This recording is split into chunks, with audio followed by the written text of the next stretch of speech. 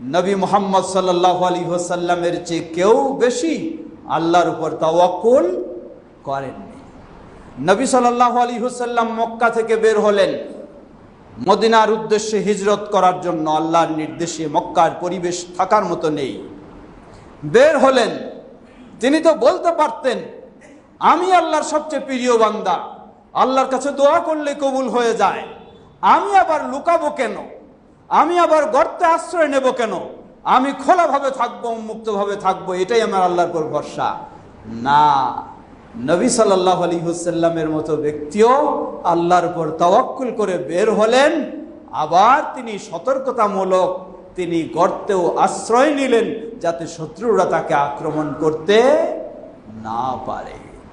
সুতরাং মনে রাখবেন, কিছু সুফিবাদী চরমপন্থী রয়েছে, তারা বলে যে এই কোনো উপায় অবলম্বন করতে হবে না, উপায় অবলম্বন করলে আল্লাহর পর আমার তাওয়াক্কুল হলো না। এটি তাদের ভ্রান্ত আকীদা, ভ্রান্ত বিশ্বাস। অবশ্যই উপায় অবলম্বন করতে হবে, কিন্তু সেই উপায়টা হবে শরীয়ত সম্মত। অবৈধ উপায় অবলম্বন করা যাবে না। নবী সাল্লাল্লাহু আলাইহি ওয়াসাল্লাম বলতে পারতেন আমি কেন গর্তে আশ্রয় নেব, আমার আল্লাহ আছে, আল্লাহর উপরে আমি ভরসা করেছি। না, তিনি আল্লাহর উপর অবশ্যই ভরসা করেছেন এবং শরীয়ত সম্মত নিজেকে সেভ করার জন্য যতটুকু শরীয়ত অ্যালাউ করে সেই ব্যবস্থাও তিনি নিয়েছেন। আল্লাহ সুবহানাহু ওয়া তাআলা তাকে রক্ষা করেছেন। সেই গর্তের ভিতরে, পাহাড়ের উপরে শত্রু বাহিনী ঘোরাফেরা করছে।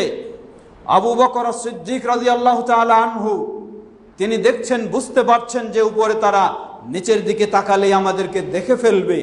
নবী সাল্লাল্লাহু আলাইহি ওয়াসাল্লামকে তিনি ভীত হয়ে বললেন, হে আল্লাহ রাসূল সাল্লাল্লাহু আলাইহি ওয়াসাল্লাম, শত্রুরা আমাদের উপরে ঘোরাফেরা করছে, যদি নিচের দিকে তাকায় তাহলেই তো আমাদেরকে দেখে ফেলবে।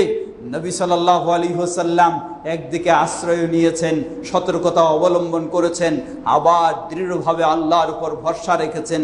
তিনি বললেন, জেনে রাখো, লা তাহজান, তুমি দুশ্চিন্তা করো না, ইন্নাল্লাহা মা'ানা, আল্লাহ সুবহানাহু ওয়া তাআলা আমাদের সাথে রয়েছেন। সুবহানাল্লাহ। এই ছিল দৃঢ় মনোবল, দৃঢ় আল্লাহর উপর ভরসা। আবার তিনি চেষ্টাও করেছেন, সতর্কতা অবলম্বন করেছেন।